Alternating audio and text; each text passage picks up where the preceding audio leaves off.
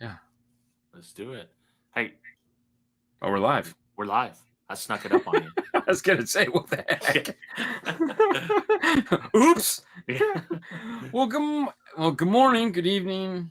Welcome to Sidejag, the show where we talk about a movie, a topic, guy stuff, girl stuff, people stuff, all kinds of stuff, but mainly about entertainment. Being entertained by somebody else's creative endeavor, usually a film, a movie, a burp, a fart, whatever it takes. Today we have a great documentary, one of your favorite. Right. And it's funny, every time I say his name, I kind of laugh. The King of Kong. The King of Kong. What was it, a fistful of quarters? A fistful of quarters. Or a Yeah, cup in this case when you watch the movie. Yeah, it's cup. But cup just sounds bad. I don't know. Every time Yeah, you it say does. cup, you have to okay, who are we talking to? What kind of cup do we got going on? Anyways, this was a fabulous movie. Now, normally we're gonna wait a couple minutes before we jump into it, even though we're both super excited to talk about it. Have you watched any other stuff this past week? So I've watched a ton. But go ahead. I've watched I've only been watching one thing and I haven't kept up, but I think I'm getting into it. It's called Murder in the Building. I think it's on Hulu.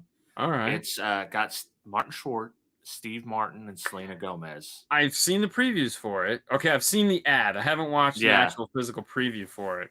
That seems like a really weird combination with the Selena Gomez thrown in there. It is weird, but it's okay right now. I think it's going to get good. They play off each other pretty well. The whole premise is they listen to a true crime podcast. Okay. A murder happens in the building. They're all in a meeting, talking about what happened in the building with everyone else. They kind of find out they all listen to the same podcast. They decide to do their own podcast on this very murder. So they start investigating it and doing podcast shenanigans along the way. And of course, Martin Short, Steve Martin, and Selena Gomez is, I don't know where she fits in there just yet, but she brings in the young people. Yeah, I guess so. Because you got two old farts and a young person. Right. So, no, if you haven't watched this, or watched the King of Kong, by all means, just keep watching because it's after this you'll either know everything there is to know about it or nothing at all. Nothing at all, and it won't really matter. I've been watching a couple things. So, in my the hard part I always have is trying to remember what I've watched. Have you seen Love and Monsters? So apparently I just found out we have Peacock and Paramount. Didn't know we had those. Too. Didn't know. Found out. It's on there. It has the guy from Maze Runner in it. And the premise for the show, and it's hilarious because the premise for the movie he sets up at the beginning and he kind of pokes fun at it because it's like the dumbest thing and he's almost saying like it's the dumbest thing. So an asteroid is getting ready to hit the planet and they send up all the nuclear bombs to kill it. But when it blows up the asteroid, it rains down all this stuff onto the planet and everything but humans are affected by it. So all the bugs mutate and become giant killers. So within a year, 98% of the population is dead and everybody else is like hiding in bunkers underground. And so like ants are huge and spiders are gigantic and frogs are the size of tanks. And so this is the world we live in now. And it's the story of that guy trying to get from his bunker to his girlfriend's bunker that he almost kissed before the world ended. And so it's like a mix of Fallout and A Boy and His Dog. Yes. Yeah, because he actually picks up a dog on the way. So or a boy and his gun or whatever it is. But yeah. But the twist is he's scared shitless. Like he's not the hero character, and he hooks up with the guy from The Walking Dead that was in Guardians of the Galaxy, the blue guy from Guardians of the Galaxy that has the red thing sticking out his head, the head of the I'm Mary Poppins, y'all. But he was in Walking Dead. He played the evil brother that dies early in Walking Dead. The guy with the crossbow. He plays his brother. Yeah, did you ever watch Walking Dead? Merle. He was Merle. So he's basically that same character, just not as Right. douchey. And he has this little girl with him. So like his son dies and her dad dies. So the two of them kind of hook up together and they're on their way to the mountains. And so they cross paths at one point. They save his life. And there's a really cool phrase in the movie that is, if you screw up a couple times, but you manage to live through it, you're probably going to be okay. And I was like, oh, that's like words to live. That should be on a t-shirt. Movie's not that great. It's a great popcorn movie. I totally recommend it. Like a Saturday night, like, yeah, let's watch it. It's not totally dumb.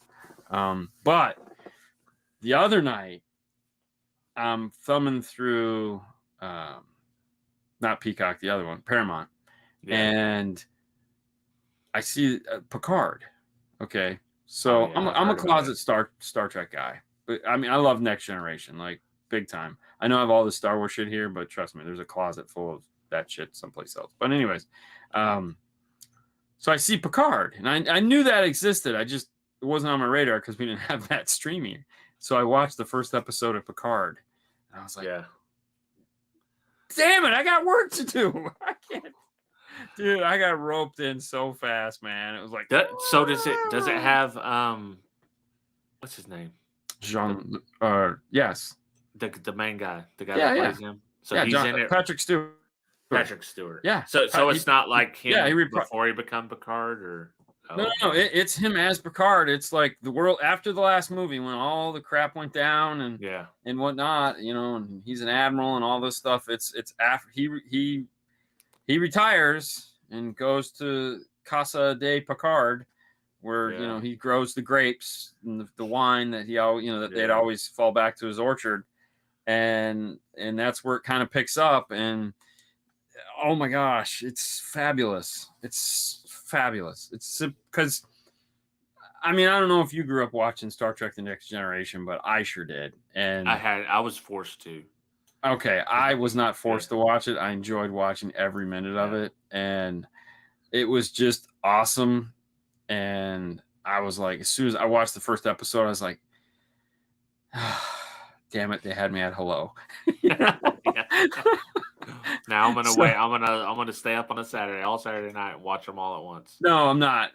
I did get 3 in that night, and I was like, oh crap. But and then the last thing I had to watch, or I just found out about, is Disney is doing Star Wars shorts.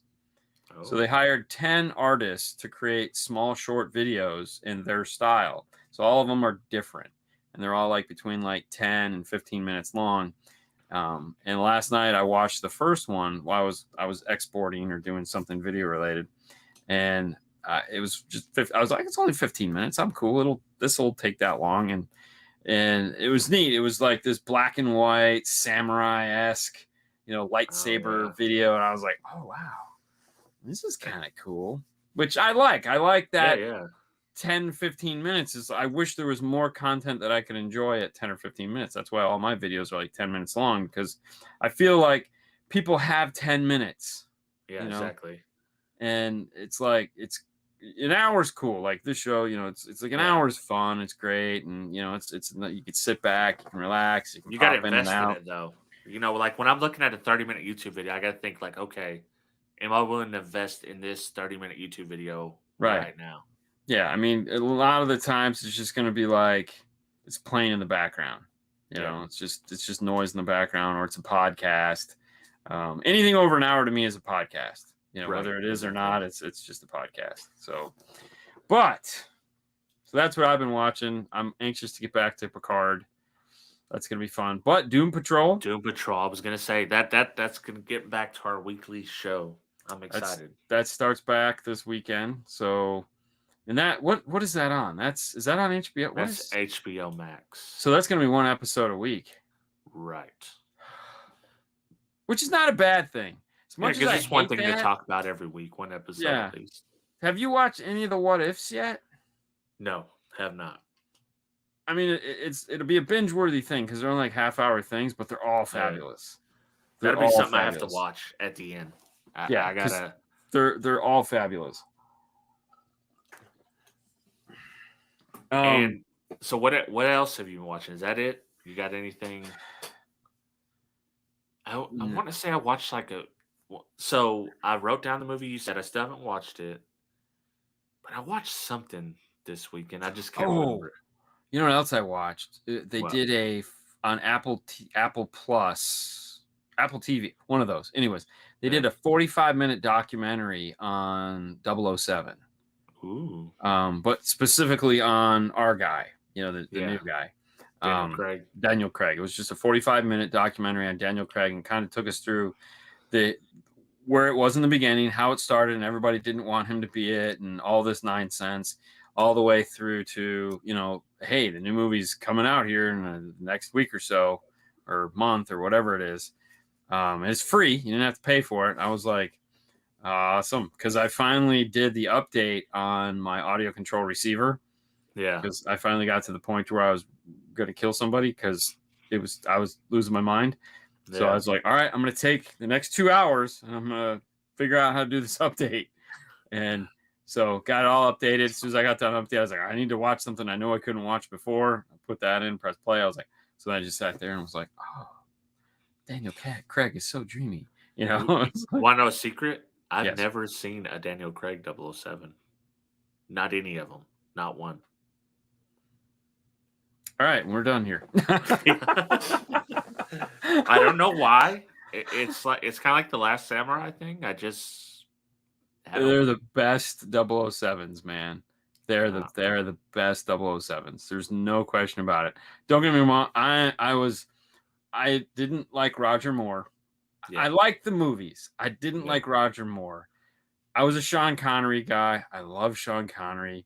Yeah. The other guys that followed him, those guys, they were okay. They're okay.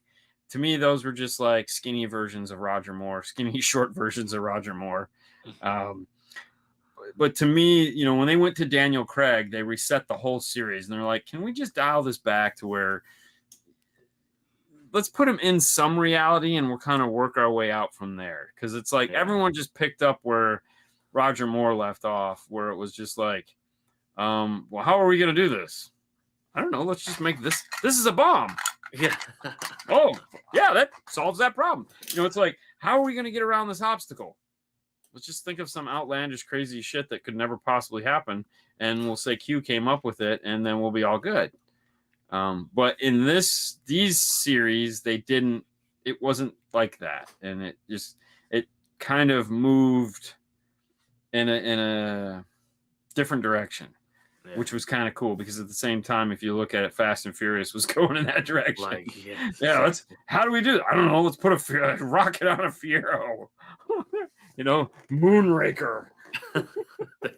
Yeah, there's I don't know what it shouldn't even be called Fast and Furious at this point. Like, let's just end it. It's done.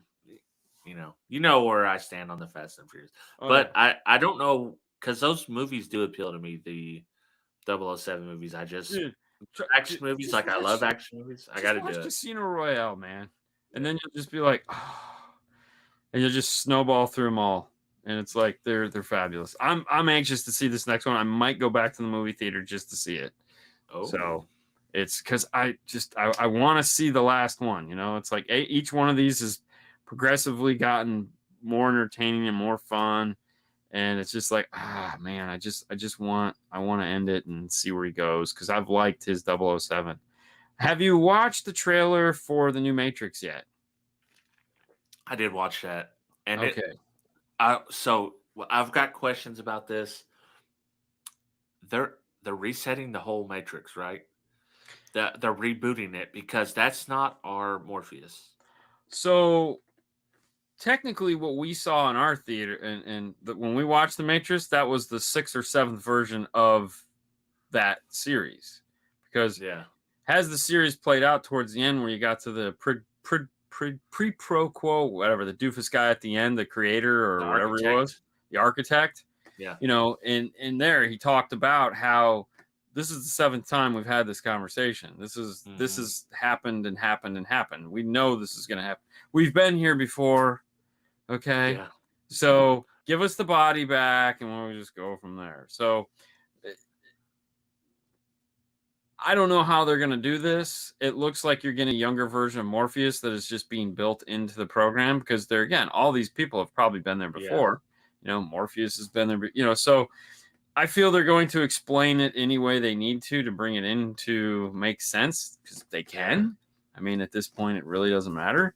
But we know that Neo has been there before. I feel that they're just starting over. And because remember, I think they're going to try to do another trilogy. It's what it seems. It feels like this is going to be another trilogy. I mean, because they reached that truce. The robots and the humans reached a truce at the end of the last movie where it was like, but I still feel they want Neo back. And so plus we have Trinity in there again. I don't know. I watched this channel called New Rock Stars.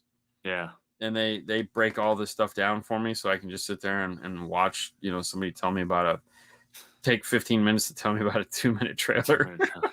But somebody way smarter than me in this is like, they've done all this research and you're like, and the whole time I'm thinking, how really? Like, wow, you guys are way to go. It's in depth. Oh, but they're the best. They break down all this stuff for me. It's like anytime I don't understand something like that, these guys have done it. And I'll just like, all right, I'm cool with that. Like, like they did the breakdown for the new Spider-Man thing. And it was like, and the new Batman. Did you watch the trailer for the new Batman yet? With Robert Pattinson? Yes. No, I haven't. I haven't even watched the new Spider-Man trailer. Okay. So there again, New Rock Stars, they did a breakdown of it. And I think they did that like 6 months ago or something like that. But I don't know why this weekend I got stuck watching the trailer for Batman like 3 or 4 times. Because I know it's coming out here at the end of the year. And it was like, I was almost getting excited because I was like, a DC movie. Wow. Because I've hated I liked Michael Keaton Batman. Yeah. Haven't cared for anything else. I didn't mind him in. I didn't mind the Batman we got in Justice League. Dark Knight. No, Dark Knights I hated. All of them? Oh yeah, they're all garbage. I like the second one, which was the Dark Knight. Yeah. You know what? I just remembered I didn't plug this thing into power and my battery light just came on. Oh, no. Let me go grab my charger real quick. All right. Go to commercial. Yeah. Commercial break. Dean's got a plug in. What's Chris got to say? My wife said, y'all mean for calling me COVID, Chris. Listen, we had a guy out from work he was off for like 4 weeks, I think, because his wife tested positive for COVID. And then when he was supposed to come back, he tested positive for COVID. So now his nickname is the COVID kid. That's just what we call him. He's no longer Andy. He's just the COVID kid. So don't feel too bad, Chris, because you're COVID Chris, so you still have part of your own name when you could just be COVID kid. Let's see, Adam West over Michael Keaton. Yeah, I know. Rookie move. All right, we're in business. All right, let's talk about this King of Kong. All right, this is one of your favorite documentaries, so I want to get your take on it. I want to hear what you. All right, let's just break it down. Steve Wiebe. I thought it was Wiebe. It is Wiebe, but okay, Walter keeps calling him Steve Wiebe. But he starts off, he wants to break the Donkey Kong record set by a big douche knuckle named Billy Mitchell back in the mid-'80s. Yeah. And this record's been held forever. There's a organization, I forget what it's called, the Twin Galaxies. Twin Galaxies run by a guy named Walter Day. He officiates this. He's basically the Guinness Book of World Records for all this stuff. So he does beat the record pretty early in the documentary, sends the tape in.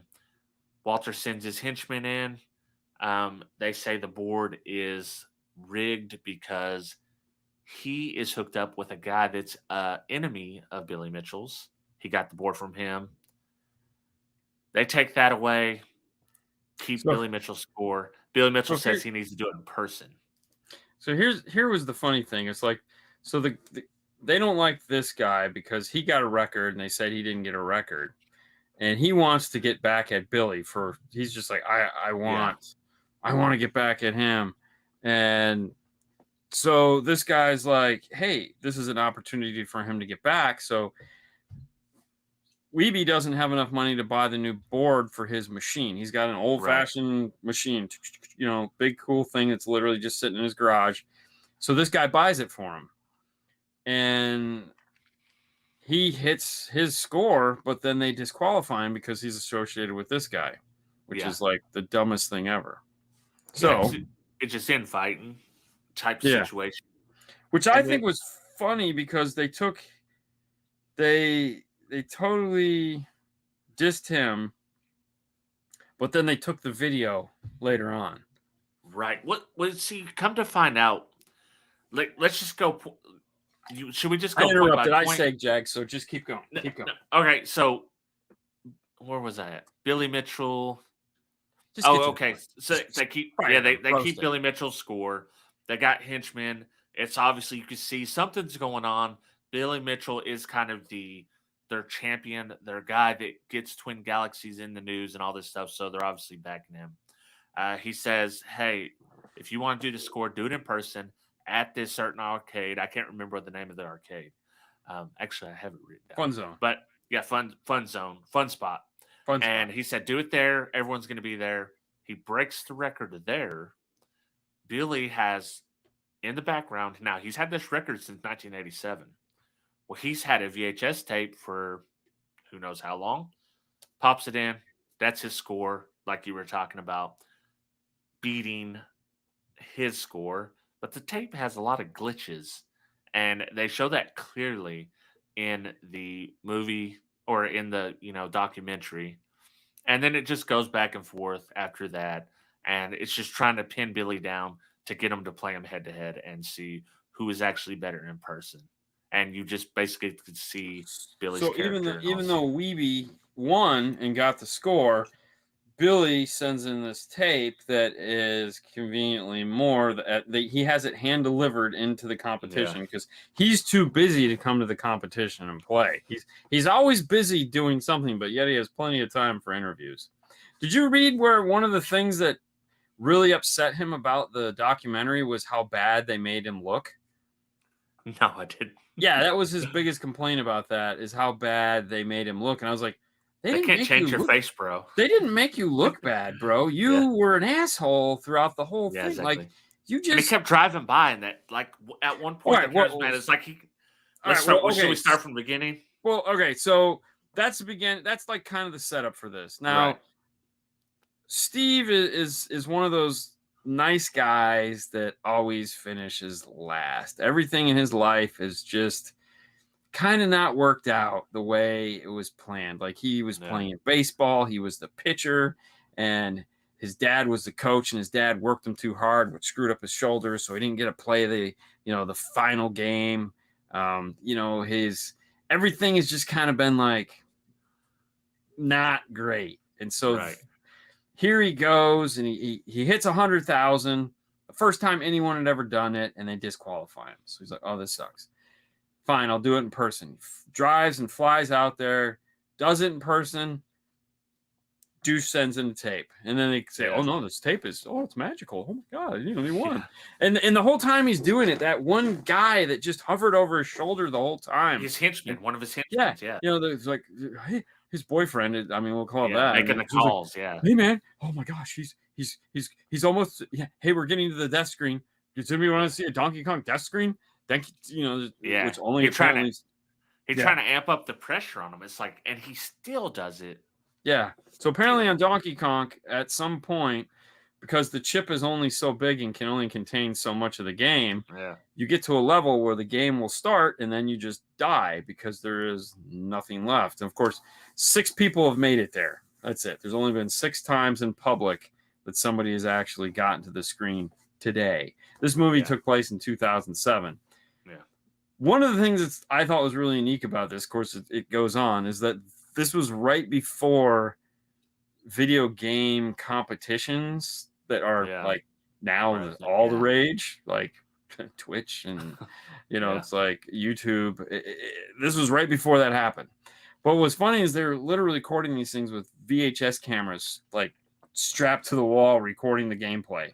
Yeah. And I was like, dude, it's so funny because like now they're literally like just running HDMI in and out and running them right into the computer. It's hilarious how from now. At one point, he's in there, and his kid's like, "Hey, Dad, I need you to come wipe my butt." Yeah, no, busy. Stop playing Donkey Kong. Yeah. All right, so now he's bummed. The guy cries a lot in this thing. I felt really bad for him. So on to Act 2, which is they're going to have another competition in Florida, which happens to be Douchebag's hometown. Yeah. In literally his hometown. His hometown. So they all fly out. Chicken restaurant. Yep. How close is that to you? I wonder if he's still got that chicken restaurant. I don't know. I wouldn't go. I don't really care. I mean, that guy sucks. Yeah. So carry on. And Billy. So he's also, there's so many side characters that we can get into later. Oh yeah. But one of the main ones is his lawyer, who was a guy that he beat way back in the day, and now is just total. He is literally like the little dog. Billy Mitchell's the big dog. He's like, "Come on, boss, let's do this, boss." He's that guy, and he's being the in between for Steve Wiebe and Billy Mitchell. And every time he's like, "Where's Billy? I'm here in his hometown. He can drive 10 miles. Let's play right now." He's busy, and he's finally saying he's not going to come. Well, every single time he says that, Billy's driving by. He's either dropping him off, he's driving by, and the documentary guy literally said he's not coming. He's right there.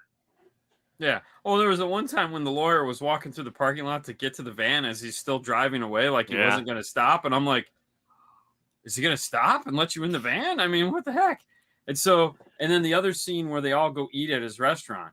Oh, dude, that was so like these little side characters.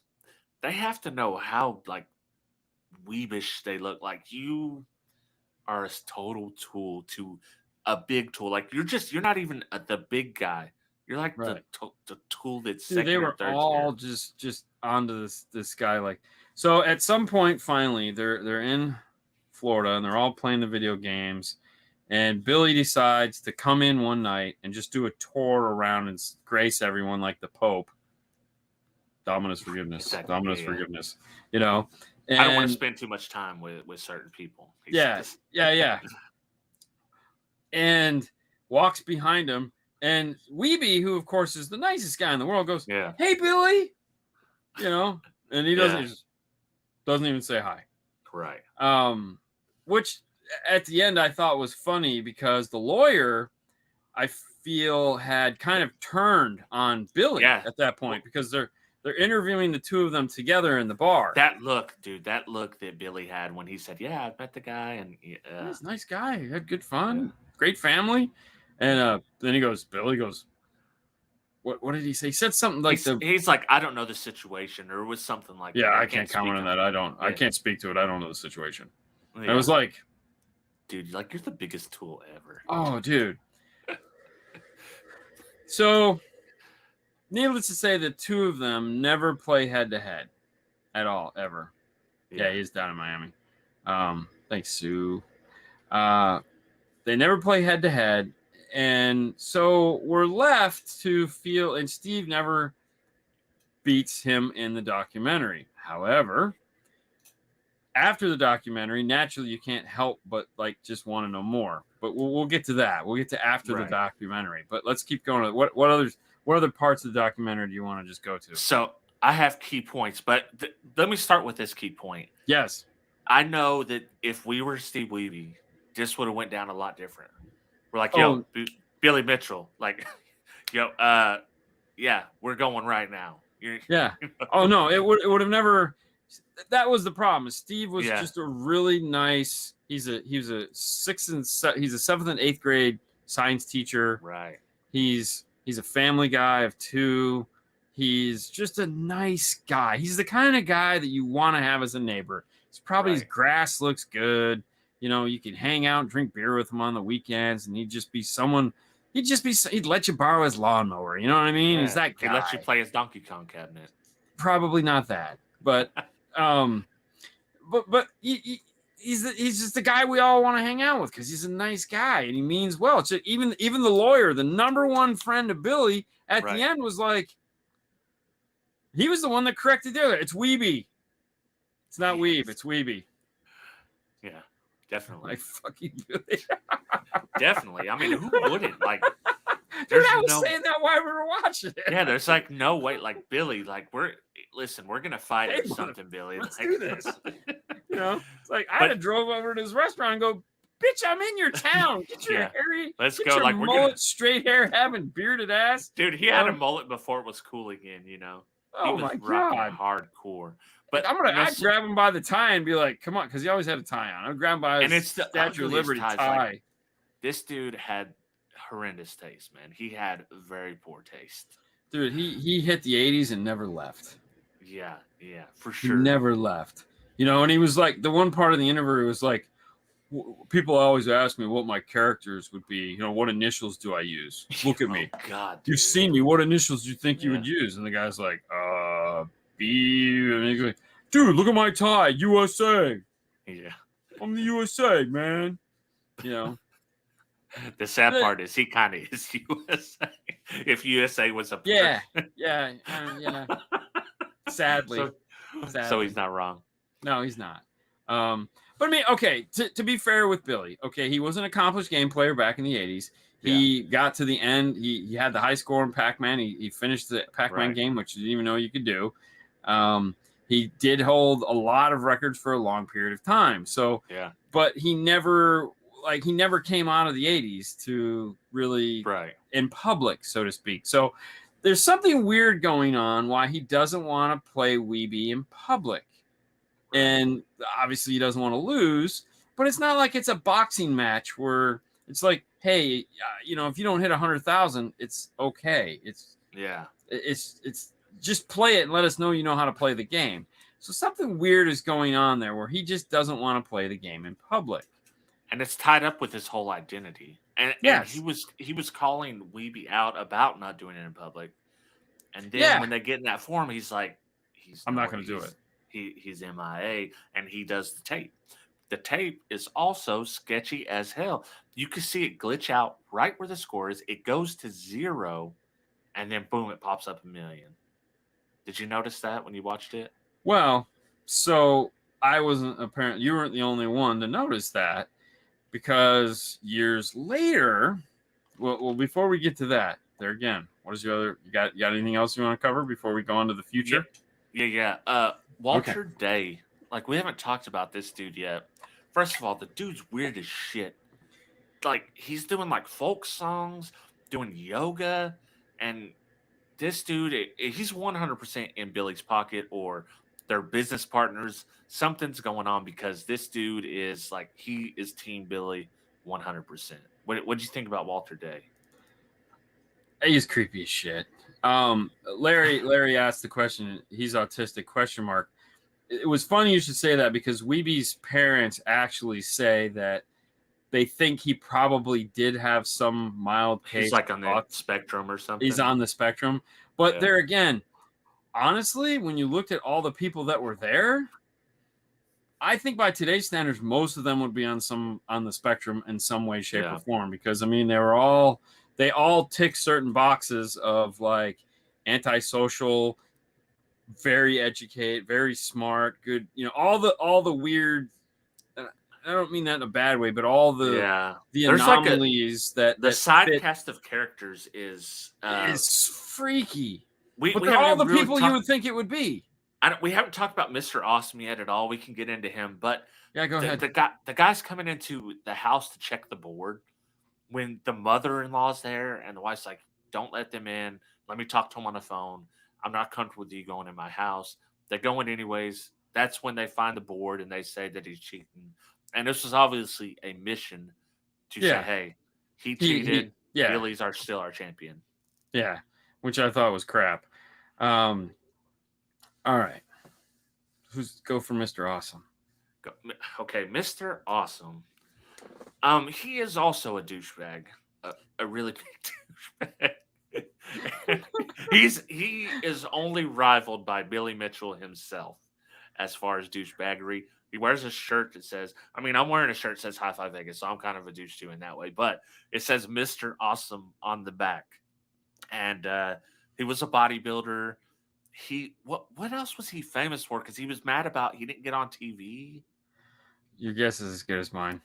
Yeah, that's the whole. He was mad because Billy Mitchell, Twin Galaxies was on TV. He wasn't. He also had some record in some game that I can't remember. Yeah.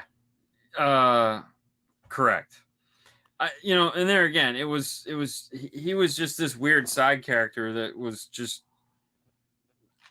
he was pissed because his record, he got overshadowed by Billy, and it was like he got screwed by Billy. I'm sure. Yeah, he got screwed by Billy, and he was the first. He was the first weebie to get screwed. Happy endings. There are none in this movie. However, like any documentary, I don't know about you guys, but as soon as I watch a documentary, I want to find out more about these people, especially when I looked and saw it was 2007. I was like, holy shit, there's 13 years between. There has to be some cool stuff that has gone on. And there is. There was some awesome stuff. So let's talk about Billy for a minute. In the video, in the movie, you can see a lot of the video, like they showed it, and of course it was up on their website, so you could watch it there. Well, in the time since then, other people have dug in and watched the video, and they found out some things about it. Some of the colors and some of the pixelation don't jive with an actual board, meaning a Donkey Kong game system. He was running an emulator on a different type of TV, which is against the rules. You can't do that. Now, he, of course, denied it, but then later said, I guess he had. Either way, that didn't work. That didn't jive. So they had lied. So now, when you look at it, they had prosecuted Steve Wiebe.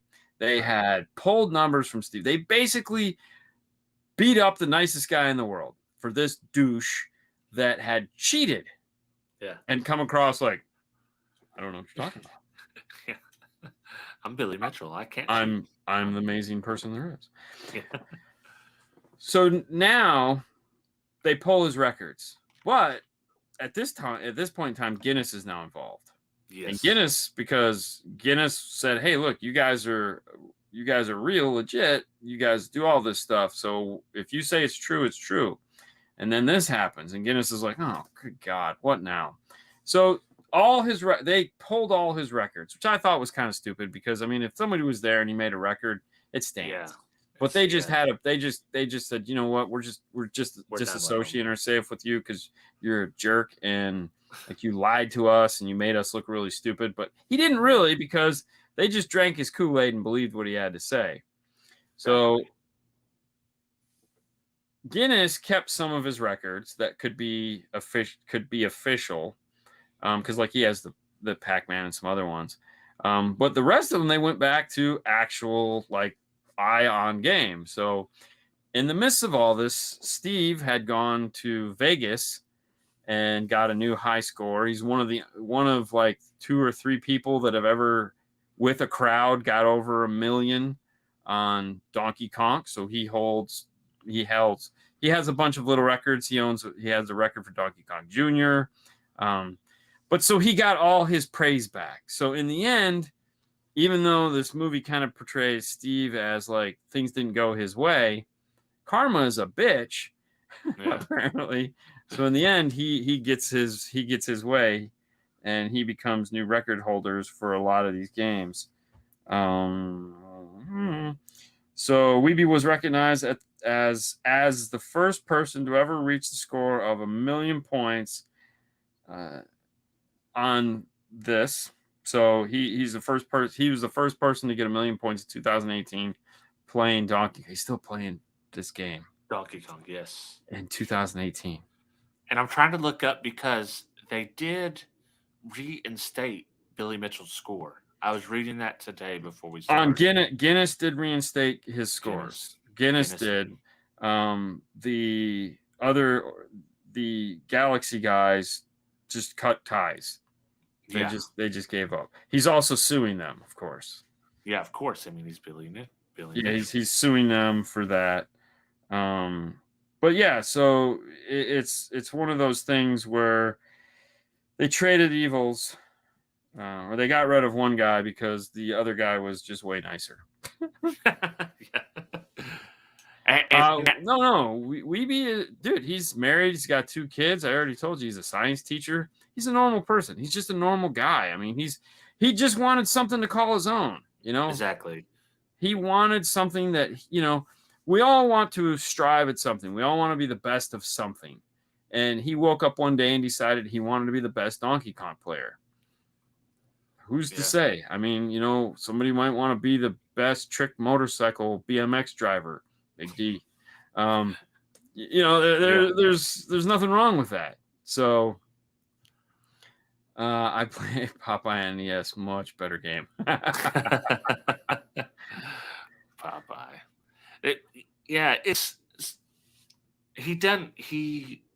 He kind of accomplished what he wanted. He got screwed. I like the way the story was set up. So as a documentary, it was obviously stilted. You're getting Steve Wiebe. Well, I think every documentary kind of is always going to be jaded a little bit.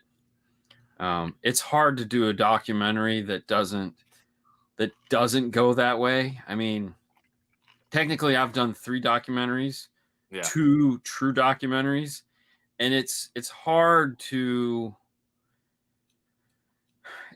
keep your personal. Like in my documentary, I was a character in the documentary, obviously, because I was the one telling the story. Yeah. But it's hard to keep your excitement down, you know? So it's like, because I feel that's part of it, you know, you're part of, you're portraying something that you love, and you want to put it in the best light possible. You want to be true to the form, but, you know, when you look at like 2007, like what was happening in 2007, and controversy was all reality TV was. So it's like, oh my God, you know, it's like OCC, you know, American Chopper, controversy, infighting, Billy versus Weeby. Oh my God, this guy, you know, look at Mr. Hare, ho ho ho, you know. He's just a pirate. He's a dick, you know. Oh, look at Weeby. He's such a nice guy, and they're screwing him. That's baloney. I think the side characters make it, though. The weird, dude, the band of weird ass people. Yeah, it's like these, like, and then they go in little side jags where I guess they want you to know one of or a few of the referees. One of them's got all the tapes, and he's watching. I see records being broke every day, and I got 200 tapes to watch, and it's like, okay, like that part, I guess they're just trying to build up him as a character because he comes in later. Then he's talking about integrity and all this nonsense. And it's like, you know, you just let the Billy tape go, bro. Like you're on Walter Day's on the phone. He's like, so are you submitting this as an official score? Because we'll have to do it this way. And he's like, you know what? That's good enough. We're putting you up on the website with this tape. That Weeby couldn't see at that time. Right. No, they wouldn't let him watch it. It was a one-time deal. Yeah. Yeah. And it was like, yeah, because he was like, you know, and he was like, well, he could watch my tape. Why can't I watch his tape? You know? And it was just one of those, the whole thing was it was weird. Oh, I don't hate gamers. I mean, no, God, no. I mean, they're doing something I can't do. Yeah. Yeah, I can't play video games at all. So, you know, I'm rusty. I'm very rusty. I'm non-existent, man. I can't do any of that crap. Yeah. So to me, I thought this was neat because, like I said there at the beginning, it just gave us a look at what. So it's like 2007. These are the games that these guys want to play because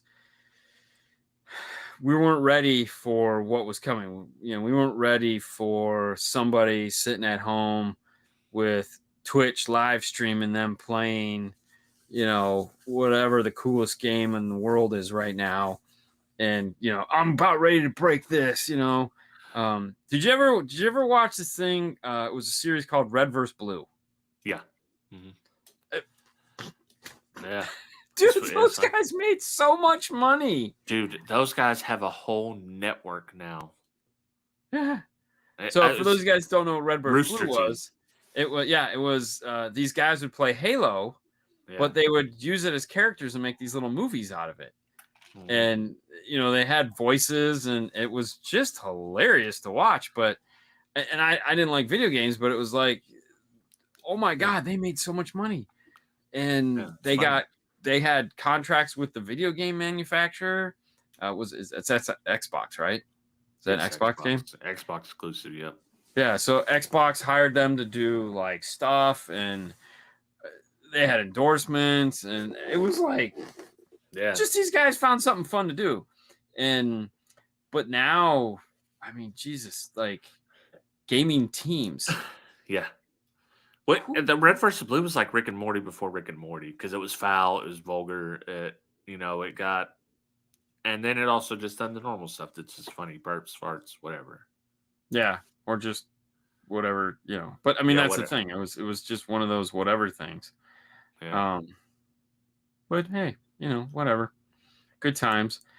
So what do you think overall, the movie? What'd you think? Thumbs up, thumbs down? Okay. Oh, it was thumbs up. I enjoyed it. It made me want to know more about them. So I watched the whole documentary, and then I spent like the next 2 hours digging into the history of the two of them. And then soon I had the argument about how many of the people in the room had autism or some form of autism, because it's a large whether it's a diagnosed autistic or whether it's just these people had just the worst social, like half those guys were like, please don't put the camera on me, please don't put the camera on me. but they were on it, especially the guy that was the Billy Shield, not the lawyer, the other Billy Shield that was doing with he's gonna call Billy at every moment, and I don't know, man, who is that guy? Yeah, it was silly. It's funny. The one guy says, Thomas says, I have an idea for a video game, Cockfighting Kings. Legit, I'm walking out of a restaurant the other day, and I'm watching, this guy sitting at their table, and as I'm walking by, I'm watching what he's watching, and he's watching cockfighting. He's watching live cockfighting. Oh my gosh. And I'm like on a stream? That crazy. Yeah. Wow. I was like, okay. I mean, yeah, he's probably betting on it, and why not? But it was hilarious. I was like, oh, that's interesting. Hey, I didn't even pay for this movie to rent it. Really? I was gonna go look up some information on YouTube, and I typed in King of Kong. Oh, it was free on YouTube? Well, it wasn't free. Somebody just put it up there, and I was like, I'm already here. Might as well just watch it. Okay. That's how I watched it. I watched. I paid the $2 or $3 or whatever it was. They're probably gonna get a nickel in the mail. Right. We're like, wow, what happened? Yeah. No, we enjoyed it. I mean, Sue got roped into it. You can't help but like these characters. I mean, even the nerds, and at the end the lawyer came around, and you're like, it just all kind of. They did a good job putting together this really weird group of people doing this really weird thing. Yeah. It was totally watchable in the end, which I thought was cool. And did you ever wonder if this is kind of set up? Because how did they get all this footage? And like with Billy, they're in his house when he's getting these calls. So the one thing I've learned about doing the few documentaries that I've done is that you got to roll with it. Okay. You have a plan, you have an idea, and you try to stick to that as much as possible, but you got to know when to turn. Yeah. Okay. You got to know when to turn, and you got to know when to just get what's in front of you and make the best of it. I feel that's probably what happened in this, where it was like they were just making the best of it. They're like, they had cameras. It was going to be a much more boring documentary in the beginning. Yeah. I think they probably thought the two of them were going to play the video. I think Billy drugged them along. It seemed to me like Billy was playing them. Right. And that's why they went ahead and portrayed him as a douche, because whether he is or not, we don't know. I think they portrayed him as a douche because I think they drug him. He drugged them along Because if you listen to the things he says throughout the whole movie, he's coming across like he's the smartest guy in the room. Right. Like he knows all this stuff. He's so cool. I know everything. Blah blah blah blah. And it's like, and you're watching it going, wait a minute, like. You're talking to, like, there's 3 other people on the other side of him that he's talking to, or at least 2, a camera guy and an interviewer at best. I mean, one guy, worst case scenario, and it's like he has to think that whoever's on the other side of that camera is the dumbest person there is, and he's got them all roped into this stupid thing, and he's just like, I'm making money, I don't care, I'm never gonna play this game. I was never gonna play him, so. And he might not have expected the guy to actually be good, He might have thought, and then when he went and done it in person, it's like, well, oh shit, like this dude's serious. Like people have seen him play, so yeah, it was weird. I mean, because he literally is like one of the best video game players. Oh in yeah, history, no doubt. And just turns out he's a douche. So yeah, and he don't do it now. Yeah, which is a shame. It's a shame. But hey, it's the total package. All right. We have that one. We liked it. What do we want to watch next week? What do we want to go for? What are you feeling? You know what? I'm feeling like either you or Sue should pick. Sue would never be able to pick a movie in the 8 minutes we have left. Well, so that would be the same way. Yeah, it would never happen. I mean, I would love to let Sue pick. I mean, we can do 6 Underground. We can get rid of that because yes, Lord Jesus, that nightmare. That hurt. Thanks, Kip. Thanks for that one. Let Chris pick. Chris, if you're gonna stay for Sidejag next week, you can pick. What do you think about that? Yeah, I'm down. All right, Chris. I mean, it doesn't have to be on the list either, because I mean, let's be honest. These aren't. This is the guest. Yeah. All right. Do we really need? Do we really? Billy was that good since he. All right, you're not listening, Sue. Billy sucked. We were moving past that. They want you to pick a movie. You can pick your nose. Oh, it's finger deep, knuckle deep. There you go. Fifth Element. Come on, dude. Is that even on the list? I hope not. No, it's not. I'm gonna have to call an audible. Let's veto. I'm vetoing the shit out of that veto. One. We each get executive veto. All right, Sue's pulling in Mr. Brooks. I've never seen it. That's a good one. Kevin Costner. Ooh. I think we're gonna veto you, Chris. We're gonna go with Mr. Brooks. All right. Sounds good to me. If you say it's good, I trust you. All right, Chris, it's Mr. Brooks. If you want to stay for the after party. Too late. Sorry, Sue. It's already done. It's set in stone. We've carved it out, chiseled it. We'll do that one. I heard that. I'm saving that one for when Haley comes on the show. So she's the man is a Haley one. So until she has a free night to do this, not going to. But that's the movie she's got in place. The Places Awards. Yeah. But no, Haley wants to watch She's the Man. So as soon as she's got a free Thursday night, we're gonna have her on, and we're gonna watch She's the Man, because I can't wait to have her try to explain that movie. They have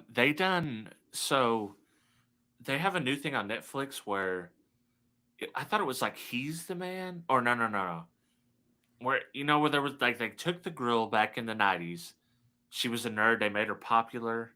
Okay. Have you seen that movie? It's like a teen. I'm sure I have. They have a new version where they do that with a guy. Oh Jesus! I forget what it's called, but I seen the preview. I don't think it's good. I don't think. She's the Man is about soccer, so it has Amanda Bynes, and Channing Tatum. Oh, I like Channing Tatum. Yes, and it's like this is the ultimate girls one-line movie. Yeah, like they drop better than She's Mean All Girls. That. Yeah, She's All That, and He's All That. Yeah. Okay, there you go. Oh yeah, but Mean Girls was cool, but this is way cooler because. Oh yeah. Yeah. Have you seen The Perfect Season with Helen Hunt, the No. volleyball Oh no. one where the girl dies? It's actually a really good movie. Sounds sad. It's sad and then funny and then happy. Okay. So you go through everything. You get all the emotions. Oh, great. We didn't get to talk about food at all in this show, which is. Oh, dude, I had the perfect food. What you talk about yours first? What you got? I didn't have a perfect food. I was angry the whole time. I just ended up chucking shit at the screen. So I have two picks. My first one is going to be what I actually ate, and I think it was a perfect food. Have you ever had the microwavable pork rinds? No. Yeah, so they're like popcorn. Comes in a popcorn bag, but it's pork rinds. And you put them, they puff up. They're nice, soft. They're crispy and soft. Put a little bit of Tabasco in there. Shake it up. Oh, dude. Freaking. If you like pork rinds, yeah, they're killer. Okay. That's a crazy one. Yeah, it's good, man. I love it. Even my wife likes it, and she thinks pepper's hot, so. Yeah, I was gonna say Tabasco. I mean, Fernando would be like all over that with Valentina. Yeah. He was just on Valentina over the whole top of it. I mean, you could substitute. Yeah, either one will do. But my secondary pick, if I was eating sugar, would have been Starburst jelly beans for this, or even Jolly Rancher jelly beans. I mean, the whole time I was just thinking about drinking a Mountain Dew. I mean, I just felt like if any movie needs a Mountain Dew, this movie needs a Mountain Dew. Because that's all this was just Mountain Dew. Yes, I do. Yes, I do. I agree. I can't even deny it. Dude, that's like Fernando when we were coming out of Buc-ee's. I'm over there getting a croissant BLT, and he's buying a chili cheese hot dog with jalapenos on it. I'm like, bitch, I gotta ride this car with you for like another 10 hours. What is wrong with you, man? He's like, I don't know. I'm like, oh my god. Dude, you're gonna kill me. You're going to kill me. See, Sue's gonna have to try it. She loves pork rinds. They're really good. It's like $1 per bag. You get them at Walmart. I want to say I thought she'd tried them, but I guess not. Yeah, a little hot sauce, man. You didn't make it. You didn't make it. I didn't make it. I didn't make it. Damn it. I tried really hard too. Oh well. Well, hey guys, this has been Side Jag. A fistful of quarters, no more. We're coming out with Mr. Brooks. Ooh, this one is gonna be good. It's one of my, I'm not gonna say favorite movies, but I really enjoyed this movie. It was a sleeper. If you haven't seen it, I strongly recommend watching it before we watch the show. Yes, it's fun for us to talk about it, but this one, dude, this one is crazy. You're going to be like, no way.